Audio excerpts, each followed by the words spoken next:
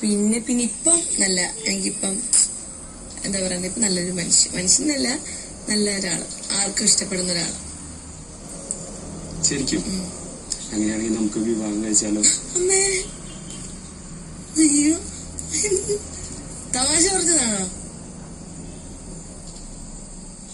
അന്ന് ചേട്ടാ അങ്ങനെ സംസാരിച്ചത് എന്ത് എനിക്ക് വയ്യ.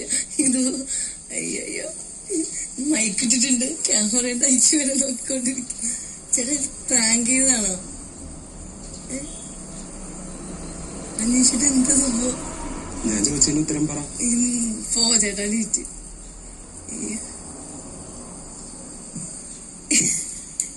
എനിക്കറിയാം, ബിഗ് ബോസ് വിളിച്ചിട്ട് പ്രാങ്ക് ചെയ്തതല്ലേ, ഞാൻ വീട്ടില്ല.